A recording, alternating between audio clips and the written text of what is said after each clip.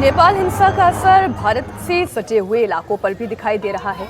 कल बहराइच के पास नेपालगंज में भी जमकर तोड़फोड़ और हिंसा हुई थी। नेपालगंज में अभी क्या हालात हैं, हमारे संवाददाता विशाल प्रताप सिंह की एक रिपोर्ट आपको दिखाते हैं।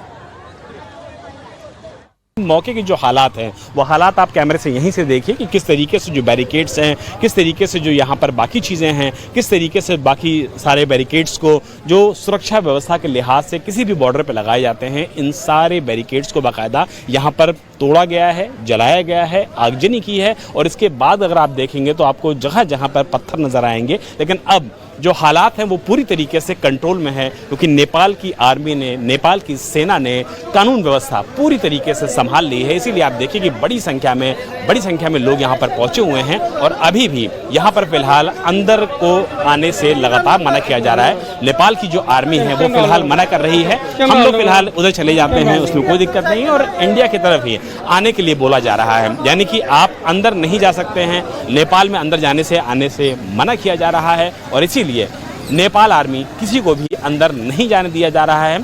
हमने भी जब यहाँ पर कैमरा अंदर से जाने की कोशिश की, चलाने की कोशिश की, तो फिलहाल नेपाल आर्मी ने कैमरे पे बाकायदा हाथ रखा और हमको वापस कर दिया इंडिया बॉर्डर में। अभी भी आप देख सकते हैं कि यहाँ पर जो स्थिति है वो यही है कि नेपाल के अंदर अगर आपको एंटर करना है इंडिया से होते हुए तो आपको इसी रास्ते से रुपैडिया बॉर्डर से होके बहराइच में जाना पड़ता है। उत्तर प्रदेश सरकार की अगर बात किया जाए तो उत्तर प्रदेश सरकार ने नेपाल बॉर्डर से सटे हुए सभी जिलों को, जिसमें बहराइच आता है, श्रावस्ती आता है, सिद्धार्थनगर आता है, बलरामपुर आता है, लखीमपुर आता है, इन सारे डिस्ट्रिक्ट्स में जो सुरक्षा व्यवस्था है उसको चाक चौबंद किया है। 24 घंटे पुलिस को अलर्ट पर रखा है। और आप देख सकते हैं कि न सिर्फ यूपी पुलिस के जवान बल्कि जो सीमा सशस्त्र बल यानी कि एसएसबी के जवान हैं उनको भी यहाँ पर ड्यूटी पर बाकायदा तैनात किया गया है। और ये कोशिश की जा रही है कि शांति व्यवस्था एक दूसरे के साथ कोऑर्डिनेशन के साथ रहे, यहाँ पर पूरी तरीके से कोऑर्डिनेशन में बनी रहे। लेकिन फिलहाल नेपाल की सीमा के अंदर नेपाल आर्मी फिलहाल किसी भी तरीके से प्रवेश नहीं करने दे रही है। ये पूरा इलाका जो आप देख रहे हैं ये नेपाल का इलाका है और किस तरीके से उपद्रवियों ने, प्रदर्शनकारियों ने यहाँ पर आगजनी की है, ये विजुअल्स आपको दिखाने के लिए काफ़ी हैं। अभी भी आप देखिए कि जो मार्केट है, मार्केट से हल्का हल्का आपको धुआं नजर आएगा। फिलहाल यहाँ पर पूरी तरीके से फेंसिंग कर दी गई है, किसी को भी अंदर जाने नहीं दिया जा रहा है, किसी को भी नेपाल से इंडिया नहीं आने दिया जा रहा है। और पूरा जो इलाका है, इस पूरे इलाके को न सिर्फ कॉर्डन ऑफ किया गया है बल्कि जो कल के यहाँ पे उपद्रव के विजुअल्स थे उनको भी फिलहाल यहाँ पर अभी भी कैमरे पे देखा सकता है। तो आसानी से अंदाजा लगाया सकता है कि अगर आप इंडिया से बॉर्डर यानी कि इंटरनेशनल बॉर्डर के जरिए आप एंटर कर रहे हैं और उसके बाद आप नेपाल पहुंच रहे हैं, वहां से आपको आगजनी की ये स्थिति दिख रही है, तो नेपाल के अंदर की जो स्थिति होगी वो क्या होगी। नेपाल आप पहुंच चुके हैं, नेपालगंज का ये इलाका है, ये जो पूरा साइन बोर्ड है ये भी आपको यही दिखाता है। लेकिन अभी फिलहाल नेपाल आर्मी किसी को भी अंदर जाने नहीं दे रही है, किसी को भी अंदर जाने की इजाज़त नहीं है। और इसी वजह से न सिर्फ यूपी सरकार बल्कि इंटरनेशनल लेवल पे भी देखा जाए तो सभी के साथ यही स्थिति है कि नेपाल में आर्मी पूरी तरीके से सड़कों पर उतर आई है। और कल जिस तरीके से आगजनी हुई है उसको देखते हुए फिलहाल आर्मी सड़कों पर है और पूरी तरीके से सुरक्षा व्यवस्था चाक चौबंद की गई है। इंडिया की अगर बात कर लें, भारत की बात कर लें तो पड़ोसी मुल्क है, मित्र देश है नेपाल, और उस मित्र देश में पूरी तरीके से सुरक्षा व्यवस्था चाक चौबंद रहे, इसको लेकर के यूपी पुलिस पूरी तरीके से अलर्ट पर है। एसएसबी के जवान न सिर्फ सड़कों पर हैं बल्कि नेपाल आर्मी के पूरी तरीके से कोऑर्डिनेशन में हैं। और यूपी पुलिस ने इसको लेकर के बाकायदा जो टोल फ्री नंबर हैं उनको भी जारी किया है। और इसी टोल फ्री नंबर जारी करने की वजह से यूपी पुलिस के जो लोग हैं वो लगातार कंट्रोल रूम में बैठ रहे हैं। और कोई भी कॉल आ रही है, जो भारतीय हैं, नेपाल में रहते हैं, उनको कोई दिक्कत आ रही है, उनको कोई परेशानी आ रही है, तो उनको असिस्ट करने के लिए भी फिलहाल यूपी पुलिस पूरी तरीके से तैयार है। लेकिन बॉर्डर के हालात आप अभी भी देखिए कि बॉर्डर के हालात अभी भी यही हैं कि पूरी तरीके से भीड़ है, भाड़ है और लोगों की जो मौजूदगी है जो ये बताती है कि किस तरीके के हालात यहाँ पर रहे होंगे। कैमरामैन को बोलूँगा कि ये बात थोड़ा सा जूम इन करें और दिखाएं कि किस तरीके से अभी भी कुछ दुकानों से जो टूरिस्ट एरिया है वहाँ पर बाकायदा अभी भी देखिए धुआं निकल रहा है, जो ये बताता है कि कल यहाँ पर जो आगजनी हुई, जो प्रदर्शनकारियों ने उत्पात मचाया, जिस तरीके से यहाँ पर बाकायदा तोड़फोड़ की गई, बैरिकेड्स को गिराए गए, दुकानों में आग लगाई गई, मेडिकल सेंटर में आग लगाई गई, नेपालगंज की स्थिति अभी भी बता रही है, सुलगता हुआ धुआं अभी भी बता रहा है कि नेपालगंज के यानी कि नेपाल के कल के हालात क्या थे। आज हालात फिलहाल नॉर्मल नजर आ रहे हैं, लेकिन नेपाल आर्मी फिलहाल किसी को भी इंडिया से नेपाल जाने की परमिशन नहीं दे रही है और न ही किसी से नेपाल से इंडिया आने की परमिशन मिल रही है। उधर बिहार और नेपाल बॉर्डर पर भी हाई अलर्ट है। बिहार से नेपाल की तरफ भारतीय लोगों के जाने पर रोक लगा दी गई है। नेपाल से बिहार लौट रहे लोगों की गाड़ियों की तलाशी ली जा रही है। नेपाल से सटे हुए बिहार के रक्सौल बॉर्डर पर भी अभी हालात क्या हैं, ये देखिए संवाददाता नीतीश चंद्र की रिपोर्ट में। नेपाल में जिस तरह के हालात हैं उसको देखते हुए बिहार नेपाल बॉर्डर पर भी चौकसी काफ़ी बढ़ा दी गई है। नेपाल की तरफ से इंडिया की तरफ लोगों के आने जाने पर रोक है और इंडिया से नेपाल की तरफ जो लोग जाना चाहते हैं उनको भी रोका जा रहा है। यहाँ देखिए एक लड़की कोशिश कर रही है उस तरफ जाने की, यानी नेपाल की तरफ जाने की, लेकिन जाने नहीं दिया गया। आप लोग क्या वहीं रहती हैं? घर आपका वहाँ नेपाल है? हाँ। अच्छा, तो वहाँ जाना चाह रही थी? हाँ बिल्कुल, अभी तो मैं सुबह आई थी बट अभी वो बोल रहे कि बंद हो गया है। तो आप लोग इधर किस लिए आई थी? मैं तो डंकन दवाई और लेने आई थी। उधर बंद है ना सब कुछ। वहाँ रहने वाली नेपाल की हैं? हाँ। अच्छा, इधर मेडिसिन लेने आई थी? हाँ, क्योंकि वहाँ से बंद हो चुका और कुछ है नहीं खुला वहाँ पर। तो अच्छा, तो कोई हॉस्पिटल में वहाँ एडमिट है आपका क्या? नहीं मेरे एक छोटी बेटी है तो मेरे को उसकी रेगुलर मेडिसिन डायपर और ये सब लेना था। वहाँ कुछ बचा नहीं है तो अच्छा, अब जाए कैसे? तो अब क्या करेंगे आगे? अभी इधर यहीं स्टे करना होगा आपको? पता नहीं, 1-2 घंटे के लिए तो बोला है उन्होंने। आप लोगों को कहाँ जाना है? सर नेपाल जाना है। ट्रेन था। आप रहने वाले कहाँ के? नेपाल के। इधर किस लिए आए थे? सर जा रहे थे, हम दिल्ली जा रहे थे, डॉक्टर को चेकअप कराने जा रहे थे। अब ट्रेन छूट गया, अब रिटर्न आ गए। ट्रेन छूट गया, रिटर्न आ गए। नेपाली पुलिस को बोल के आए थे, साधन स्कूटी सब उधर ही लगा के आए हैं, जाने नहीं दे रहे। तो ये स्थिति है, लोगों को जाने नहीं दिया जा रहा है क्योंकि जो नेपाल के हालात हैं बहुत ही ख़राब हैं और इसलिए जो बॉर्डर इलाका है वहाँ पर आप देखिए काफ़ी संख्या में जो ये जवान हैं यहाँ पर तैनात हैं और ये बिल्कुल सख्त निर्देश दे दिया गया है कि किसी को भी बॉर्डर के आर पार जाने की इजाज़त नहीं होगी। भारत और नेपाल की जो सीमा है वो खुली हुई है, लेकिन अभी जो हालात हैं उसको देखते हुए ये फैसला लिया गया है कि बॉर्डर के दोनों तरफ से आवाजाही जो है बिल्कुल भी नहीं होगी। और यहाँ पर देखिए तमाम जो जवान हैं पूरी मुस्तैदी से, चूँकि यहाँ से सिर्फ 2 किलोमीटर के बाद बीरगंज का इलाका शुरू होता है जो नेपाल में आता है और इधर और दोनों तरफ के लोगों का जो आना जाना है वो बहुत ऐसा रिश्ता है कि हमेशा अपनी ज़रूरतों के लिए कामकाज के सिलसिले में लोग आना जाना करते हैं, लेकिन अभी जिस तरह के हालात हैं उसको देखते हुए ये बॉर्डर जो है अभी बंद कर दिया गया है।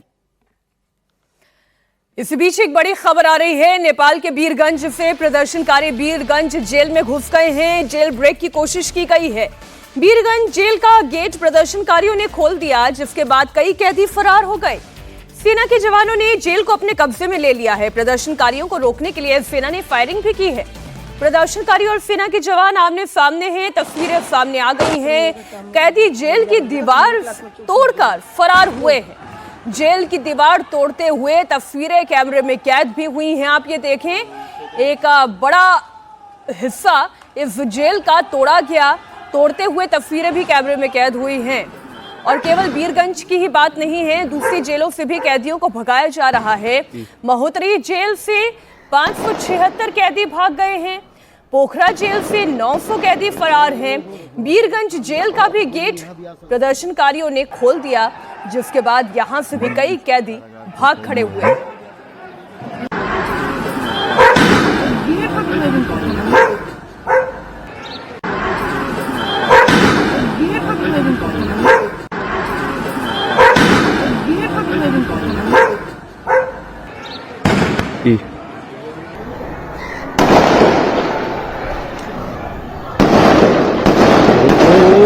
होने सामने गोली यहाँ भी आ सकता है। तो तस्वीरें इस वक्त आपके सामने हैं। हमारे दो सहयोगी इस वक्त विशाल सिंह नेपालगंज से जुड़े हुए हैं और साथ ही नीतीश चंद्र बीरगंज से हमारे साथ जुड़े हुए हैं। ये तस्वीरें हम जो देख रहे हैं ये वाकई में परेशान करने वाली किसी भी देश के लिए उस लिहाज से हो सकती है जब जेल को तोड़कर मुजरिमों को वहां से फरार करने की कोशिश की जाए। तो इसमें केवल युवा नहीं शामिल हो सकते, इसमें बहुत सारे अराजक तत्व भी हो सकते हैं। नीतीश,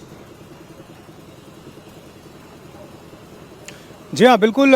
वीरगंज जेल को भी आज सुबह तोड़ने की कोशिश की गई, जेल ब्रेक की कोशिश की गई है। और दरअसल कल जिस तरह से ललितपुर में जो पूर्व डिप्टी पीएम रह चुके हैं रवि लमीनापाचे, वो जब जेल से बाहर आए उनको रिहा करवा लिया गया।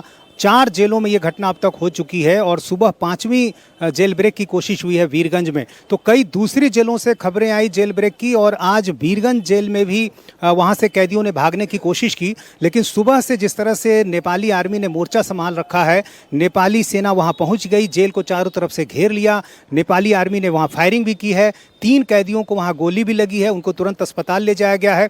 लेकिन वो तस्वीरें सामने आई हैं जिसमें पता चल रहा है कि किस तरह के हालात हैं।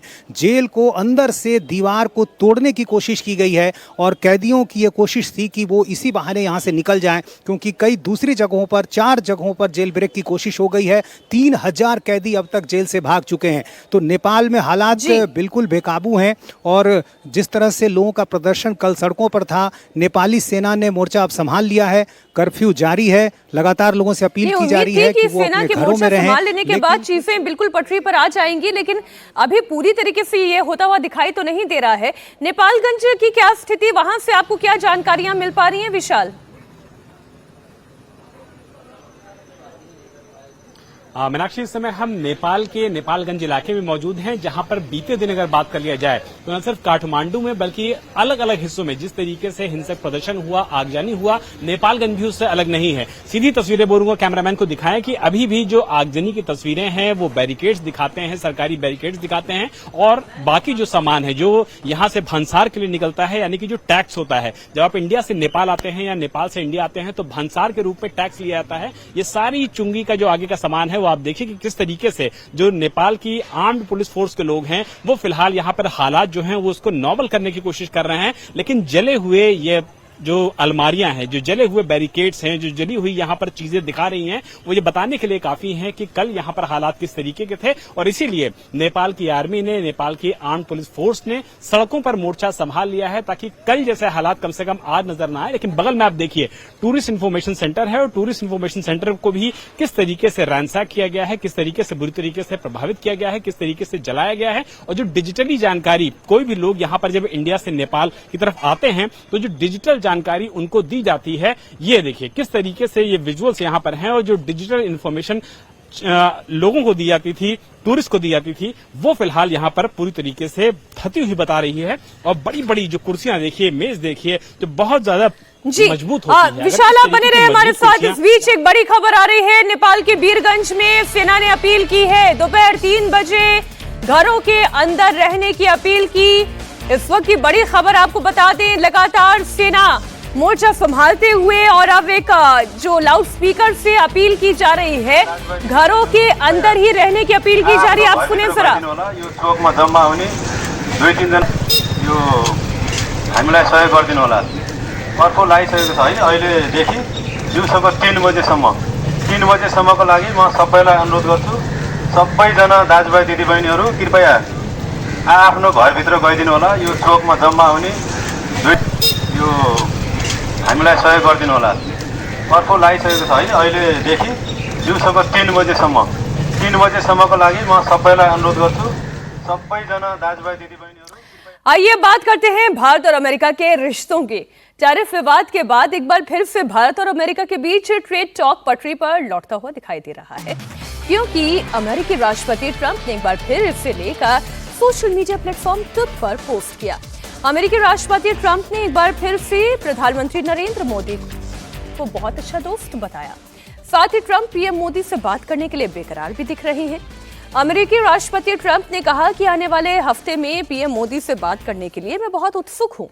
ट्रंप की पोस्ट का प्रधानमंत्री नरेंद्र मोदी ने भी जवाब दिया है।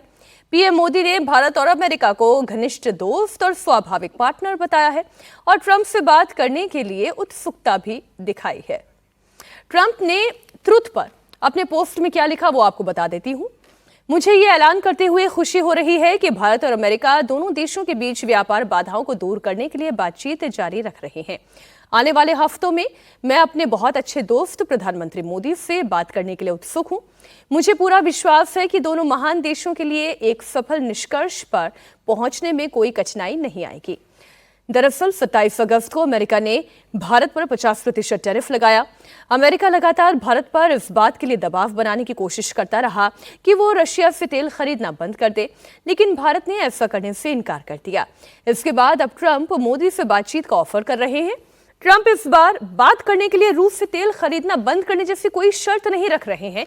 ये इंपॉर्टेंट बात है। अमेरिकी राष्ट्रपति ट्रंप भारत के साथ ट्रेड को दोबारा बढ़ाना चाहते हैं, इसलिए उन्होंने पीएम मोदी से बातचीत करने का ऑफर किया है। पीएम मोदी ने भी इसका जवाब दे दिया है। पीएम मोदी ने दोनों देश अमेरिका और भारत को स्वाभाविक पार्टनर बताया है। पीएम मोदी ने सोशल मीडिया प्लेटफॉर्म एक्स पर राष्ट्रपति ट्रंप के पोस्ट पर रिप्लाई देते हुए लिखा कि भारत और अमेरिका घनिष्ठ मित्र हैं और स्वाभाविक पार्टनर हैं। मुझे विश्वास है कि हमारी व्यापार वार्ता भारत अमेरिका साझेदारी की असीमित संभावनाओं को उजागर करने का रास्ता तैयार करेगी। हमारी टीमें इन चर्चाओं को जल्द से जल्द पूरा करने के लिए काम कर रही हैं। राष्ट्रपति ट्रंप से बात करने के लिए भी उत्सुक हूं। हम अपने दोनों लोगों के लिए एक उज्जवल, अधिक समृद्ध भविष्य सुरक्षित करने के लिए मिलकर काम करेंगे। दरअसल मोदी और ट्रंप की दोस्ती में दरार तब आ गई थी जब ट्रंप ने भारत पर 50% का टैरिफ लगाया था। ट्रंप ने यह शर्त रखी थी कि भारत रूस से तेल खरीदना बंद कर दे, लेकिन भारत ने यह क्लियर कट कह दिया कि वो देश हित में कोई समझौता नहीं करेगा। ऐसे में अब ट्रंप ने भारत के साथ दोस्ती का हाथ एक बार फिर बढ़ाया। पीएम मोदी के साथ आने वाले हफ्तों में बातचीत की बात कही तो प्रधानमंत्री नरेंद्र मोदी ने भी वैसे रेसिप्रोकेट किया और कहा कि वो भी राष्ट्रपति ट्रंप से बातचीत करने के लिए उत्सुक हैं।